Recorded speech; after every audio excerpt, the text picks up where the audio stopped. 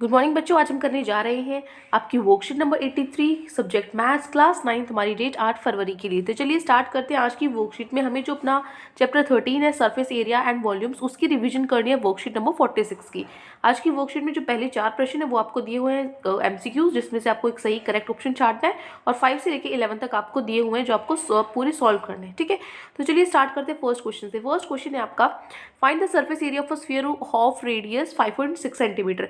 आपको स्फीयर की रेडियस दे रखी है तो आपको उसका सरफेस एरिया निकालना है। तो सरफेस एरिया क्या होता है स्फीयर का सरफेस एरिया होता है 4πr²।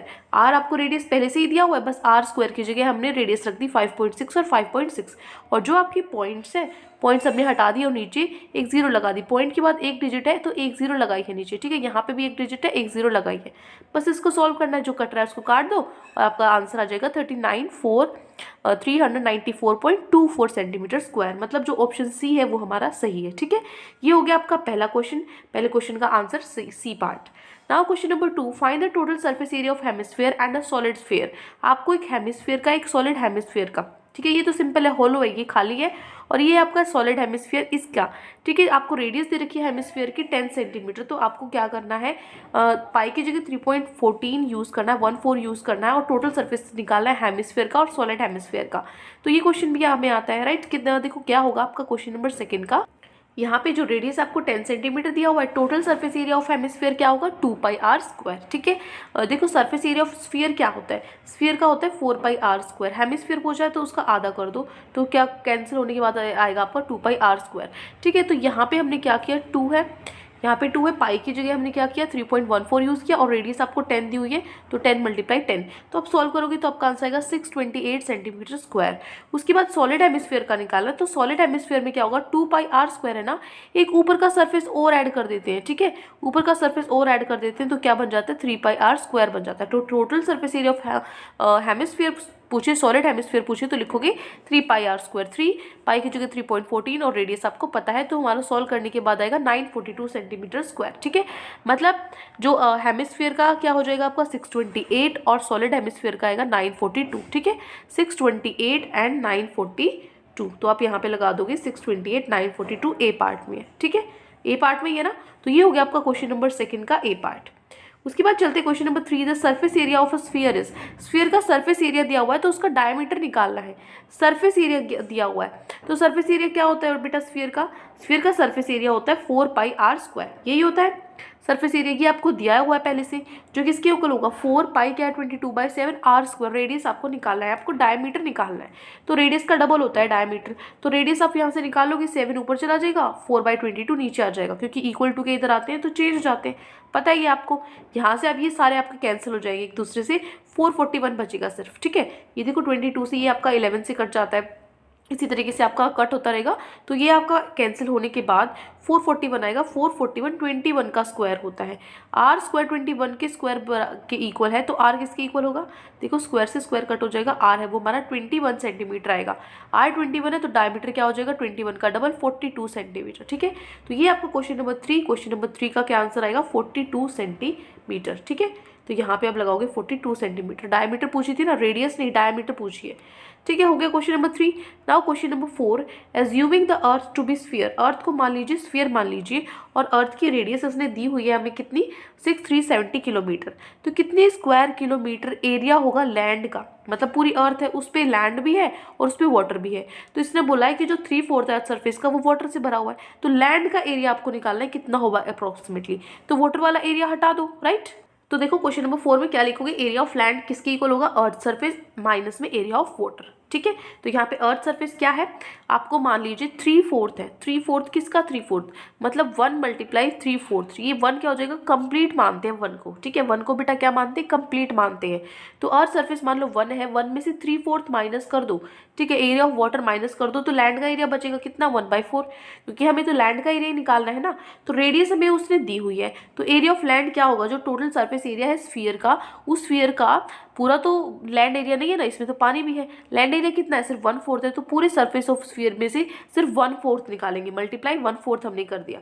एरिया ऑफ स्फीयर क्या होगा, 4πr² मल्टीप्लाई में 1/4, तो यहाँ से 4 से 4 कट गया, क्या बचा πr², पाई 22/7, और रेडियस क्या है आपको दी हुई है 6370, इसका स्क्वायर है तो मैंने 2 टाइम इसको लिख दिया। ठीक है, देखो थोड़ी बड़ी कैलकुलेशन है लेकिन आप इसको कर सकते हो, फटाफट से 0 को हटा के तब मल्टीप्लाई करना। ठीक है, यहाँ से ये कैंसिल भी होगा आपका, ठीक है, इससे कटता भी है लेकिन फिर भी आपका बड़ी ही कैलकुलेशन है, तो इसको फटाफट से मल्टीप्लाई करके जो आपका आंसर आएगा वो आएगा 127527400 किलोमीटर स्क्वायर, मतलब जो आपका ऑप्शन ए है वो सही होगा। ठीक है, तो ये आपका क्वेश्चन नंबर 4। क्लियर है क्वेश्चन नंबर 4 आपका A part. Now question number 5। Question number 5 में पूछा है आपसे, the diameter of the moon is approximately 1/4 of the diameter of earth. जो अर्थ का डायमीटर है ना उसका 1/4 है मून का डायमीटर, तो आपको रेशियो निकालें इनके सरफेस एरियाज का, तो कैसे निकालोगे, देखो ये आपका क्वेश्चन नंबर 5। डायमीटर जो अर्थ का उसको x मान लो, अगर डायमीटर अर्थ का x है तो मून का तो उसने बोल रखा है उसका 1/4 टाइम्स है, 1/4 है उसका, तो x का 4 टाइम हो गया। ये तो क्या डायमीटर है, उसका रेडियस क्या हो जाएगा, रेडियस उसका आधा, तो x का आधा, इसका आधा क्या हो जाएगा, x/4 का आधा, आधा क्या होता है 1/2 होता है ना, आधा क्या हो जाएगा, ये क्या हो जाएगा आपका x/8 हो जाएगा, तो मैंने यहाँ पे क्या लिखा x/8। ठीक है, रेडियस ऑफ मून होगी x/8 और रेडियस ऑफ अर्थ होगी x/2। अब उसकी सरफेस एरियाज का रेशियो निकालना था, तो सरफेस एरिया मून का और सरफेस एरिया अर्थ का क्या होता है, सरफेस एरिया मून की स्फीयर की शेप में ना, तो 4πr², आर यहाँ पे मैंने रेडियस मून की ली है, यहाँ पे रेडियस अर्थ की ली है, तो 4π से तो 4π कैंसिल हो जाएगा। रेडियस ऑफ मून जो है वो कितनी दे रखी है, रेडियस ऑफ मून x/8 का होल स्क्वायर है, और रेडियस ऑफ अर्थ कितनी दे रखी है, x/2 का होल स्क्वायर है। ठीक है, तो ये x², 8 का स्क्वायर 64, यहाँ पे भी ऊपर x², नीचे 2 का स्क्वायर 4। ठीक है, तो x² से x² कट गया, 4 से आपका 64 कट गया, ये 16 पे कटता है। अब ये 16 देखो नीचे है, ये 16 नीचे है, मतलब ये 1/16 है, इधर 1/1 है, तो क्रॉस मल्टीप्लाई होता है। ठीक है, तो इधर 1 × 1 1 बचा, और इधर 16 × 1 16 बचा, तो जो रेशियो है वो कितना आ जाएगा बेटा 1/16। ठीक है, ये हो गया आपका question number 5। Now question number 6। Question number 6 में आपको दिया हुआ एक राइट सर्कुलर सिलेंडर है, just encloses a sphere of radius r। एक सिलेंडर के अंदर एक स्फीयर है जिसकी रेडियस कितनी है, कैपिटल R है, तो आपको उसका सरफेस एरिया निकालना है। सरफेस एरिया क्या होता है स्फीयर का, 4πr², तो 4πr क्या दे रखा है, कैपिटल R, R का स्क्वायर। फर्स्ट पार्ट हो गया। सेकंड पार्ट है curved surface area of cylinder. इसका कर्व्ड सरफेस एरिया बेटा जो ये रेडियस है, ये 1 हो गई, ये 2 हो गई, मतलब r + r को मिला के ये पूरी हाइट होगी ना, मतलब जो 2r है वो कितनी हाइट होगी। ठीक है, तो यहाँ पे जो हमारा फॉर्मूला होता है 2πrh होता है, तो h की जगह मैं क्या लिख दूंगी, 2r लिख दूंगी। ठीक है ना, h की जगह 2πr मल्टीप्लाई में 2r, तो क्या बन गया ये 4πr² बन गई है। ठीक है, थर्ड पार्ट पूछा रेशियो क्या होगा फर्स्ट और सेकंड का, तो ये भी 4π² था, ये भी 4πr² है, तो दोनों कैंसिल होकर 1 1 का रेशियो बचेगा, ये हो गया थर्ड पार्ट। नहीं समझ में आया यहाँ पे, तो देखो क्वेश्चन नंबर 6 लिखोगे कैसे।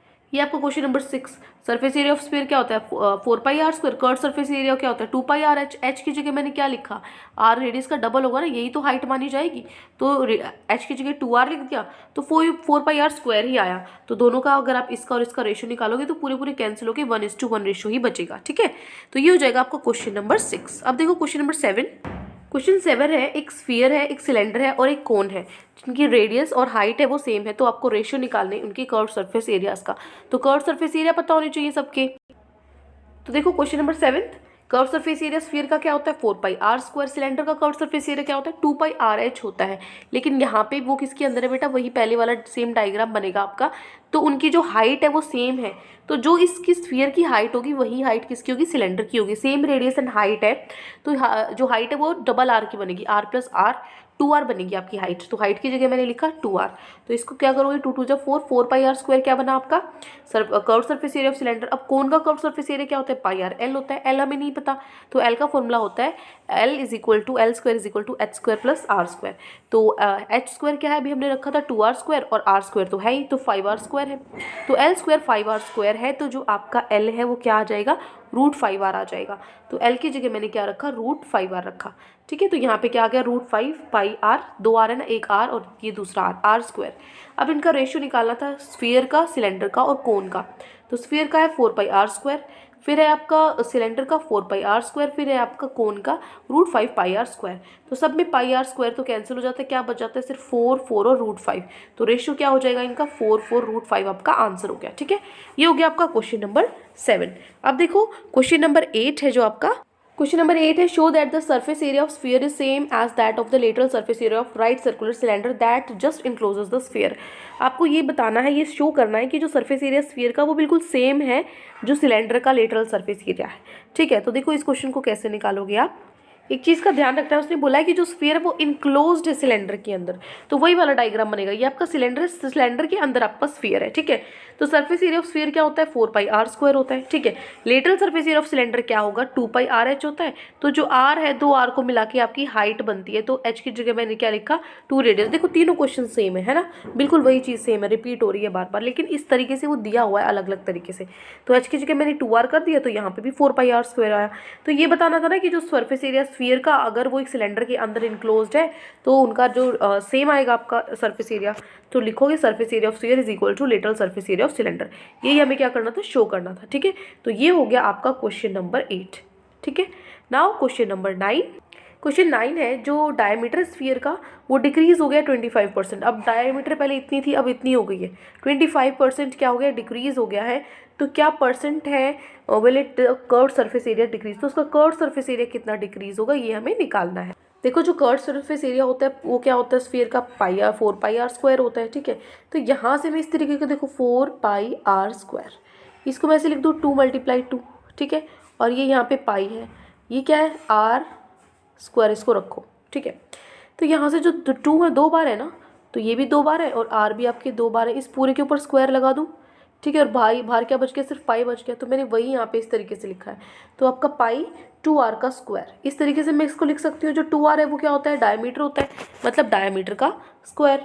तो यहाँ पे जो नया डायमीटर जिसको कैपिटल D मान रही हूँ वो क्या है, आप पुराने डायमीटर में से क्या करो, जो आपका डायमीटर था पहले उसका 25% घट चुका है। ठीक है, 25% घट चुका है, तो 75% ही बचा ना, 100 में से 25 घट चुका है तो 75% बचा। इसको कट करोगे मतलब 3/4 बचा आपका डायमीटर। तो जो नया डायमीटर ये है, तो ये आपका पहले था, अब नया डायमीटर ये नहीं है, पहले D ये था अब D ये है, तो इस D की जगह मैंने 3/4 कर दिया। डायमीटर का 3/4 अब रह गया है सिर्फ। तो यहाँ से 3D का स्क्वायर 9D स्क्वायर, 4 का स्क्वायर 16। तो अब उसने बोला change in curve surface area, कितना परसेंटेज में पूछा है। तो देखो कैसे निकालोगे, यहाँ पहले अब आपका इतना है, जो ज़्यादा वाला उसमें से कम माइनस करोगे ना, तो अब इतना और पहले इतना था अब इतना है, इनको माइनस करोगे और डिवाइडेड बाय नीचे उससे माइनस करते हैं जो पहले था, क्योंकि कंपैरिजन पहले से होता है कि पहले से कितना इंक्रीज या डिक्रीज हुआ है, तो नीचे हमेशा पहले वाला लिखते हैं। ठीक है, तो यहाँ से आप इसको माइनस, देखो πd² ऊपर कॉमन ले लो, नीचे πd² है ही तो ये कट जाएगा, तो इसका एलसीएम आप लोगे तो क्या आ जाएगा 9 क्रॉस मल्टीप्लाई करो। ठीक है, 9 - 16 - 7 अपॉन में 16 मल्टीप्लाई 100 क्यों किया, क्योंकि परसेंटेज में निकालना था। तो आपका यहाँ इसको सॉल्व करोगे तो -43.75% आएगा। इस माइनस का मतलब क्या है कि वो डिक्रीज हुआ है, मतलब 43.75% डिक्रीज हुआ है। ठीक है, ये देखो ये आपका क्वेश्चन नंबर 9 हो गया कंप्लीट। क्वेश्चन नंबर 9 आपको इस तरीके से करना है। देखो क्वेश्चन नंबर 10।